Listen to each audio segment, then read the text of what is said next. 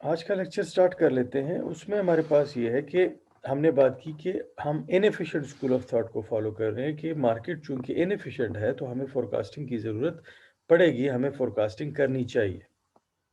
तो अगर हमें फोरकास्टिंग करनी चाहिए तो हमारे पास दो अप्रोचेज हैं, दो मेथड्स हैं फोरकास्टिंग के।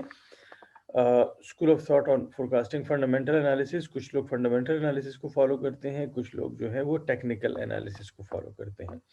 अब इन दोनों को डिटेल में डिस्कस कर लेते हैं। फंडामेंटल एनालिसिस क्या है? फंडामेंटल एनालिसिस में हम अपनी फोरकास्टिंग को बेस करते हैं ऑन फंडामेंटल्स।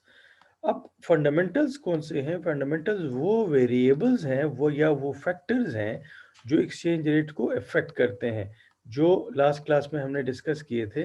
कौन से फैक्टर्स थे? Price inflation, interest rate, income level, और ये सारी चीज़ें, इन्वेस्टर साइकोलॉजी, इन्वेस्टर सेंटिमेंट्स, ये सारी चीज़ें इफेक्ट करते हैं एक्सचेंज रेट को। उन फंडामेंटल्स को लेके हम एक्सचेंज रेट की फोरकास्टिंग करेंगे।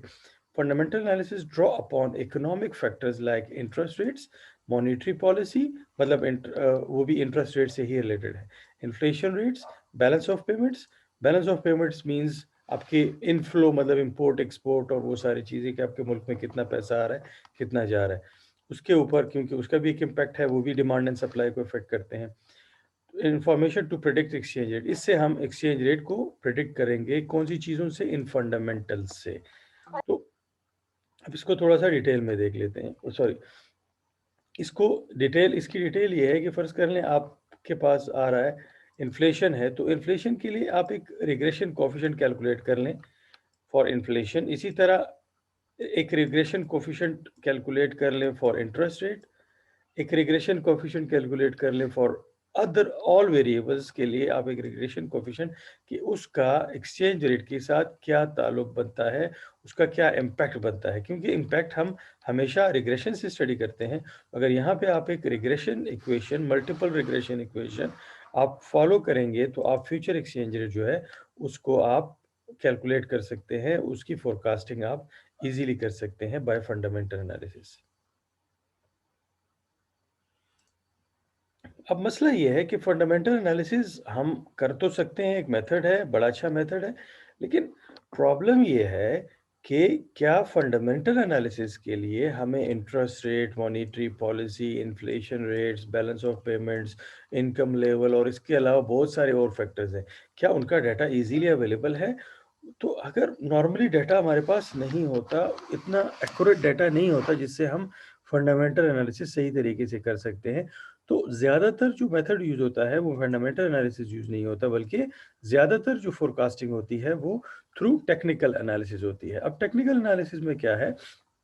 टेक्निकल एनालिसिस में ट्रेंड्स को यूज़ किया जाता है for future forecasting. Future forecasting के लिए हम ट्रेंड्स को यूज़ करते हैं।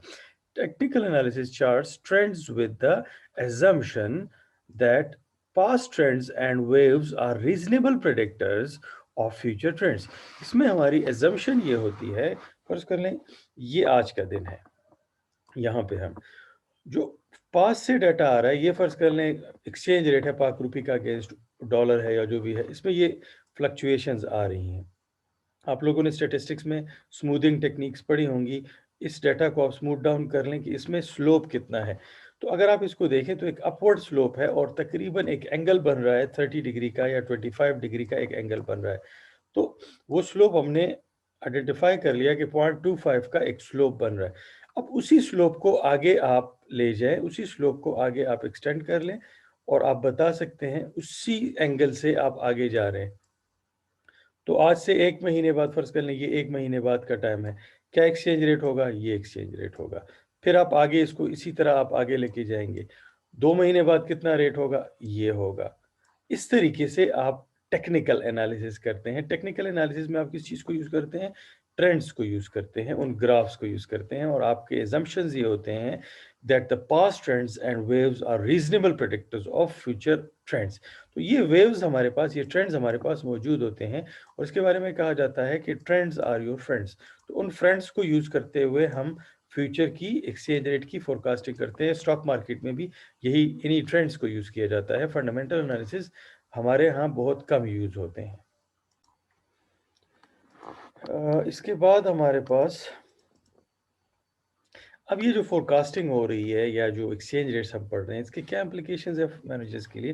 Firm need to understand the influence of exchange rate on profitability of trade and investment. हमें एक्सचेंज रेट का एक ताल्लुक हमें पता होना चाहिए कि उसका प्रॉफिटेबिलिटी के ऊपर क्या इम्पैक्ट है उसका, प्रॉफिटेबिलिटी ऑफ ट्रेड एंड, और जो हमारी इन्वेस्टमेंट एक्टिविटीज़ हैं या ट्रेड एक्टिविटीज़ हैं, उनकी प्रॉफिटेबिलिटी के ऊपर एक्सचेंज रेट्स का क्या इम्पैक्ट है। तो अगर उसकी प्रॉफिटेबिलिटी के ऊपर एक्सचेंज रेट्स का इम्पैक्ट हमने या इन्फ्लुएंस हमने स्टडी कर लिया, तो फिर हमें एक्सचेंज रेट की ज़रूरत पड़ेगी कि एक्सचेंज रेट के डायनामिक्स हम सीखें कि उसके ऊपर कौन सी चीज़ इम्पैक्ट करती हैं, ताकि अगर हमें नज़र आए कि फ्यूचर में इन्फ्लेशन रेट जो है किसी कंट्री का बढ़ रहा है, इट मीन्स कि एक्सचेंज रेट गिरेगा, तो उसके हवाले से फिर हम डिसीजन मेकिंग कर सकें। तो एक्सचेंज रेट जो है वो मैनेजर्स के लिए इम्पॉर्टेंट है।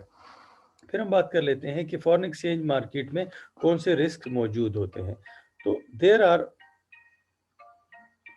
Are three types of foreign exchange. हम बात कर रहे थे फॉरेन एक्सचेंज रिस्क के बारे में कि फॉरेन एक्सचेंज जो हम पढ़ रहे हैं क्यों पढ़ रहे हैं, तो उसके अंदर हमने बात की कि फॉरेन एक्सचेंज रिस्क मौजूद है, तो इस वजह से उसको मिनिमाइज करने के लिए ये सारी चीज़ें हम पढ़ रहे हैं। तो फॉरेन एक्सचेंज रिस्क जो है वो तीन तरह से आपकी बिजनेस को अफेक्ट कर सकता है। Number one, through transaction exposure. Number two, translation exposure and economic exposure. अब ट्रांजैक्शन एक्सपोजर क्या है, ट्रांसलेशन एक्सपोजर क्या है, या इकोनॉमिक एक्सपोजर क्या है, ये चीज़ें डिस्कस कर लेते हैं। Transaction exposure, transaction exposure is the extent to which the income from individual transaction, आप एक दिन में 100 ट्रांजेक्शन्स कर रहे हैं और हर एक ट्रांजेक्शन जो आपकी है वो एक्सपोज्ड है टुवर्ड्स एक्सचेंज रेट मूवमेंट्स। आपने एक ऑर्डर प्लेस किया, आपका ऑर्डर आपको फ़र्ज़ कर लें 2 दिन में मिलता है, ऑर्डर आप प्लेस कर रहे हैं तो डॉलर जो है 160 का है, ऑर्डर की डिलीवरी हो रही है और आप पेमेंट कर रहे हैं तो 165 का है। अब आपका हर एक ट्रांजेक्शन जो है, आपका रॉ मटेरियल आप खरीद रहे हैं या कोई भी चीज़ है, कोई इम्पोर्ट है आपकी, कोई एक्सपोर्ट है आपकी, तो हर एक चीज़ जो है उसके ऊपर एक्सचेंज रेट रिस्क मौजूद है, उसके वो एक्सपोज्ड है towards exchange rate movements, is affected by fluctuation. उन फ्लक्चुएशंस की तरफ आपके इंडिविजुअल ट्रांज़ैक्शंस जो हैं वो एक्सपोज्ड हैं। इस चीज़ को कहते हैं ट्रांज़ैक्शन एक्सपोज़र, कि आपकी हर एक ट्रांज़ैक्शन के ऊपर एक्सचेंज रेट का एक असर मौजूद है, उसका एक रिस्क मौजूद है। It includes obligations for purchase और सेल, आपकी ऑब्लिगेशंस होती हैं, और sale of goods and services at previously agreed prices. आपने एक प्राइस के ऊपर एग्रीमेंट किया हुआ है कि फ़र्ज़ कर लें कोई चीज़ है, वो हम आपसे, कोई फॉरेन कंपनी है, वहाँ से आप कहते हैं कि आप हम आपसे $200 में ख़रीदेंगे। जब आप एग्रीमेंट करते हैं तो उस वक्त फ़र्ज़ कर लें डॉलर जो है 160 का है। जब आपको पेमेंट करनी पड़ती है 10 दिन बाद या 20 दिन बाद, तो डॉलर 170 का हो चुका होता है। Previously agreed prices and the borrowing और लेंडिंग, या आपने कोई बोरोइंग लेंडिंग की हुई है। जैसे मैं आपको एग्जांपल दूंगा कि हमारी फ़र्ज़ कर लें हमारे पास 90 बिलियन डॉलर जो हैं वो हमने पे करने हैं। मैं आपको एक आसान सी एग्जांपल दूंगा। 90 बिलियन डॉलर्स आपने पे करने हैं मुख्तलिफ एजेंसीज़ को और मुख्तलिफ कंट्रीज़ को।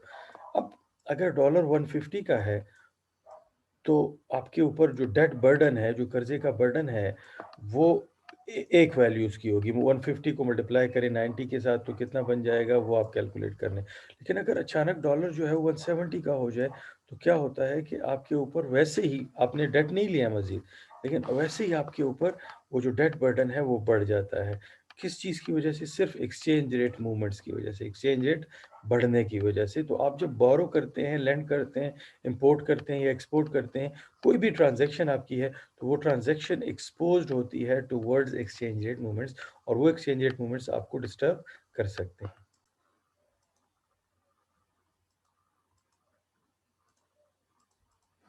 इसके बाद हमारे पास जो नेक्स्ट रिस्क है या एक्सपोज़र है, दैट इज़ ट्रांसलेशन एक्सपोज़र।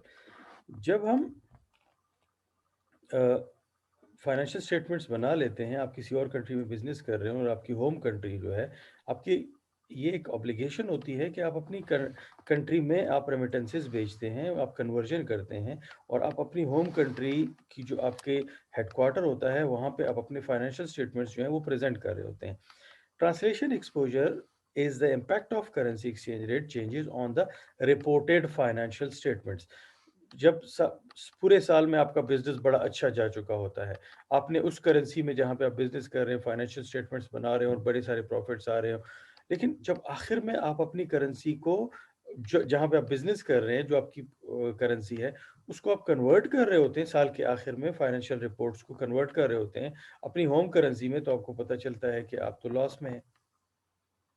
मतलब आपकी फाइनेंशियल स्टेटमेंट्स जो हैं, उनके ऊपर आपकी जो एक्सचेंज रेट मूवमेंट्स हैं, उसका एक इम्पैक्ट होता है, एक असर होता है, एक रिस्क मौजूद होता है कि जब आप कन्वर्जन कर रहे होते हैं, जब आप उनको ट्रांसलेट कर रहे होते हैं, तो वहाँ पे आपके सामने एक चीज़ आती है कि आप वहाँ पे डिस्टर्ब हो जाता है। It is concerned with the present measurement of past events. मतलब पास्ट में पूरे साल में ये सारी चीज़ें हो चुकी हैं। आपने वहाँ पे कैलकुलेट किया, फाइनेंशियल स्टेटमेंट्स बन गए और आपको पता चला कि ल आपको प्रॉफ़िट हुआ है। लेकिन जहाँ यहाँ यहाँ पे आप अपनी करेंसी में उन सारी चीज़ों को ट्रांसलेट करते हैं या कन्वर्ट करते हैं, तो आपके सामने आ जाता है कि आपका प्रॉफ़िट जो आपको लगता था कि 10 मिलियन है, वो आपको नज़र आया कि वो तो 1 मिलियन है। Due to exchange rate movements. वो मूवमेंट्स इतनी आ चुकी होती हैं, करेंसीज़ जो हैं वो इतनी अप्स एंड डाउन्स उसमें आ चुकी होती हैं कि आपकी जो प्रॉफ़िट्स हैं, वो अक्सर लॉसेस में कन्वर्ट हो जाते हैं। फिर इसके बाद हमारे पास जो थर्ड एक्सपोज़र है that is economic exposure. Economic exposure हम बात करते हैं, एक लॉन्ग टर्म की बात कर रहे होते हैं। ट्रांज़ैक्शन एक्सपोज़र तो 1 दिन में 100 ट्रांज़ैक्शन भी हो सकती है। ट्रांसलेशन एक्सपोज़र के 1 साल या 1 महीना। अब इकोनॉमिक एक्सपोज़र ये है is the extent to which firm's future international earning power is affected by change in exchange rate। Changes in exchange rate जब आती हैं तो उसकी वजह से जो इकोनॉमिक इंडिकेटर्स हैं वो भी चेंज हो रहे होते हैं। तो जब वो इकोनॉमिक इंडिकेटर्स चेंज हो जाते हैं तो आपकी जो इंटरनेशनल अर्निंग पावर है वो भी डिस्टर्ब हो जाती है कि एक जगह पे फ़र्ज़ कर लें आप बिज़नेस कर रहे हैं और वहाँ पे अचानक एक्सचेंज रेट जो है वो डिस्टर्ब हो गया। जब एक्सचेंज रेट डिस्टर्ब होता है तो उसकी वजह से जो इकोनॉमिक इंडिकेटर्स हैं वो भी डिस्टर्ब हो जाते हैं। मतलब लोगों की अर्निंग पावर जो है वो कम हो गई, तो आपकी सेल्स उस कंट्री में कम हो जाएगी। अब वो चीज़ क्यों हुई? Due to exchange rate. Economic exposure is concerned with the long term effect. अब यहाँ पे किस चीज कौन सा इफेक्ट है? That is the long term effect of changes in exchange rates on future prices, sales and cost. मतलब आपकी जो एक्सचेंज रेट्स का जो इम्पैक्ट है वो लॉन्ग टर्म में भी आता है। मतलब 2 साल बाद, 3 साल बाद अचानक जो प्राइसेस हैं एक्सचेंज रेट की वजह से, जो इकोनॉमिक इंडिकेटर्स हैं वो चेंज हो जाते हैं। और जब इकोनॉमिक इंडिकेटर्स चेंज हो जाते हैं, रॉ मटेरियल महंगा हो गया, प्राइस इन्फ्लेशन है या जो भी मसला है, वो एक्सचेंज रेट की वजह से हुआ और उसकी वजह से आपकी प्राइसेस डिस्टर्ब हो गई, रॉ मटेरियल महँगा हुआ, तो आपको प्राइसेस जो है वो बढ़ानी पड़ गई। या एक्सचेंज रेट एक जगह से आप रॉ मटेरियल खरीद रहे हैं और वहाँ का एक्सचेंज रेट जो है वो बढ़ गया, उसकी वजह से वहाँ पे प्राइस इन्फ्लेशन आ गया। जहाँ से जो वो चीज़ आप खरीद रहे थे, तो वो चीज़ें रॉ मटेरियल आपको महँगा मिल गया, तो आपकी प्राइसेस ऑटोमेटिकली बढ़ जाएँगी। दूसरी तरफ आपकी सेल्स भी डिस्टर्ब हो जा सकती हैं और आपकी जो कॉस्ट है, मतलब रॉ मटेरियल की कॉस्ट है या जो भी है, क्योंकि ये एक दूसरे के ऊपर डिपेंडेंट है, वो भी डिस्टर्ब हो जाएँगी। वो सारी चीज़ें आपकी लॉन्ग टर्म में एक्सचेंज रेट की वज़ह से इफ़ेक्ट हो सकती हैं और इस चीज़ को हम कहते हैं इकोनॉमिक एक्सपोज़र।